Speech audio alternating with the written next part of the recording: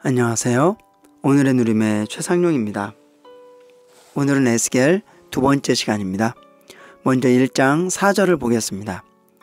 내가 보니 북방에서부터 폭풍과 큰 구름이 오는데 그 속에서 불이 번쩍번쩍하여 빛이 그 사면에 비추며 그 불 가운데 단쇠 같은 것이 나타나 보이고. 에스겔 1장에는 여러 가지 표상과 그림들이 있습니다. 표상들과 그림들을 통해서 눈에 보이지 않는 영적인 것들이 우리 눈에 보이게 됩니다. 여기에서는 4가지 표상이 나오는데요. 바람과 구름과 불과 단쇠입니다. 이 한 구절에 있는 그림이 1000마디 말보다 더 낫습니다. 이제 우리는 이 표상들을 상세히 살펴보겠습니다. 먼저는 바람이 북방에서 불어왔습니다. 바람이 왜 남이나 서나 동에서 불지 않고 북방에서 불어왔을까요? 그 해답은 시편 75편에 있습니다. 흔히 들어올림, 높여짐 이런 것들은 동이나 서나 남에서부터 오는 것이 아니고 하나님이 심판하시는 데서 온다고 합니다. 이것은 무엇을 입증합니까? 이는 하나님께서 북쪽에 계시다는 것을 증명합니다. 지리적으로 말한다고 해도 북쪽은 항상 위로 향해 있습니다. 물론 하나님은 늘 위로 향하십니다. 북쪽으로 가고 있을 때 우리는 위로 올라가고 있다고 말합니다. 이는 우리가 북쪽으로 가고 있을 때 하나님께 가고 있다는 것을 뜻합니다. 하나님이 바람의 근원이십니다. 하나님의 거처, 처소는 바로 영적인 모든 것들의 근원입니다. 바람은 북방에서부터, 즉 하나님의 처소에서부터 불어왔습니다. 우리의 모든 영적 체험들은 항상 영적인 폭풍으로 시작됩니다. 우리가 구원받았을 때에도 폭풍이 있었습니다. 아마도 여러분은 공부하고 놀고 학교 가는 것만 관심하는 학생이었는지도 모릅니다. 그러나 어느 날 여러분에게 폭풍이 불었습니다. 폭풍이 불어서 여러분을 앞으로 아니면 뒤로 넘어지게 했습니다. 이로 인해 여러분은 깊이 생각해 보았죠. 이 인생의 의미는 무엇인가?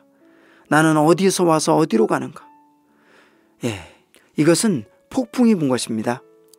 확실히 모든 구원받은 이들은 회심할 때 폭풍을 체험했을 것입니다.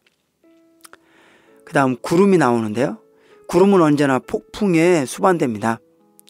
바람이 있다면 틀림없이 구름이 있을 것입니다. 구름의 의미는 무엇입니까? 이스라엘 자손들의 역사를 고찰해 볼 때 구름의 의미를 쉽게 이해할 수 있습니다.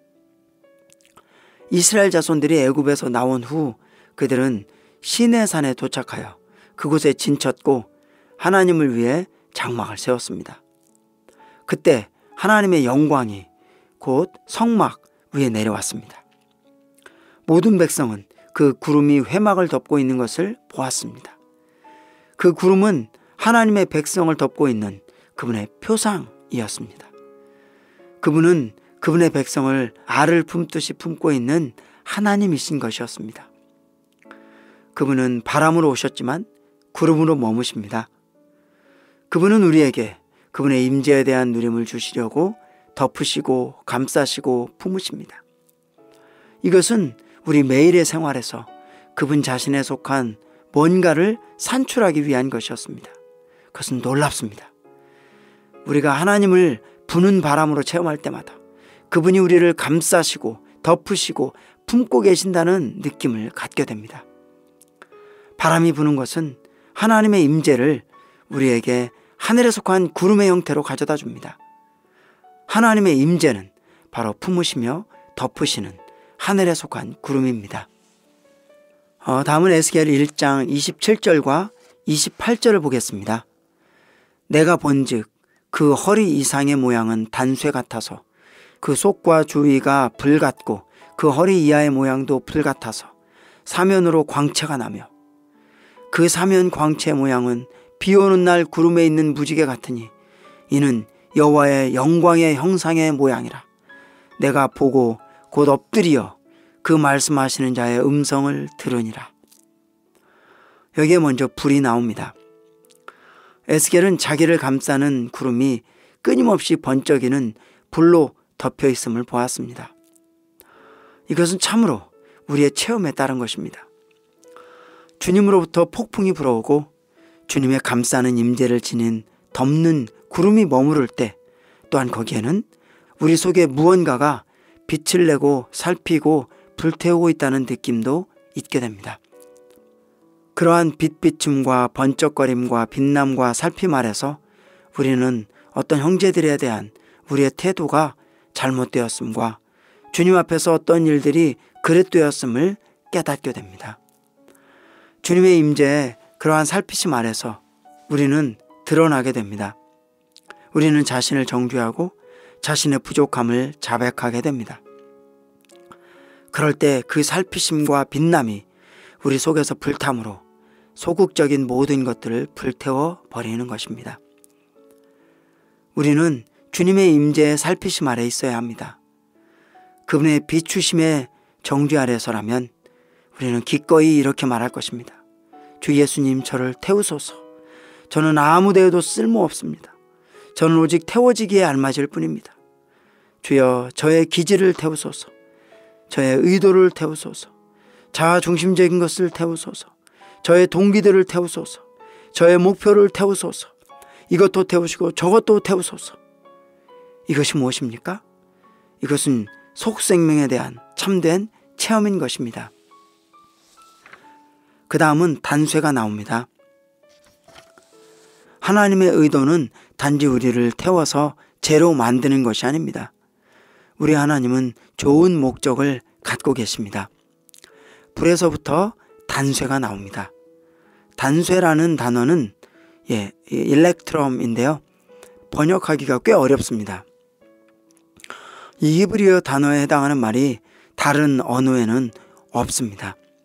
어떤 이들은 단죄가 일종의 빛나는 금속, 금과 은의 합금이라고 제안했습니다. 흠정역은 그것을 호박, 엠버, 호박으로 번역했는데 그 이유는 이 빛나는 금속의 색이 호박색, 즉 황갈색이기 때문입니다. 이 말에 대한 그분의 계시로 인해 주님을 찬양합니다.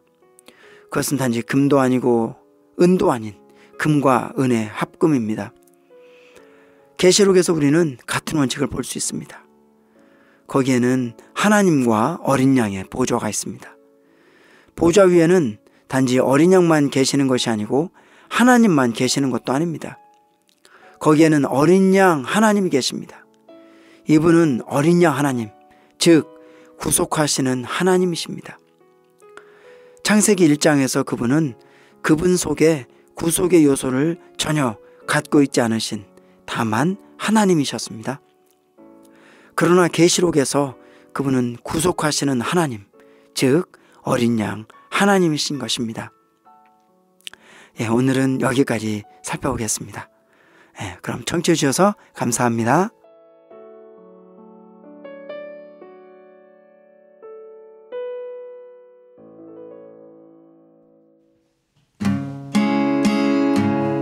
고향 떠나 광야길에 돌베개 메고 잠들었네. 외롭고 멀고 먼 여행 이국 땅에 나 홀로 거닐 때 꿈속에서 사닥다리 하늘 땅 연결해 인도하네. 하나님의 집 이상 내게 임해. 하나님 날 택해 날 예정했네. 하나님의 품을 위에 자신 들여 제단의 불 꺼지지 않게 충성 다하리. 하나님의 집을 내 맘에 새기어 항상 은혜 안에서 온전케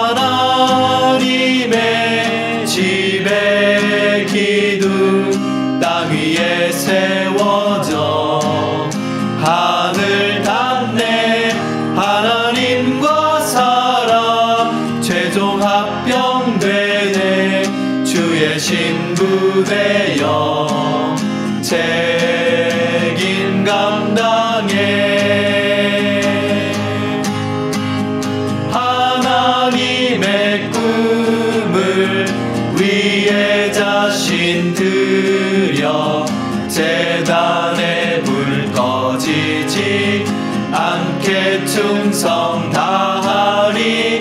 하나님의 집을 내 맘에 새기어 항상 은혜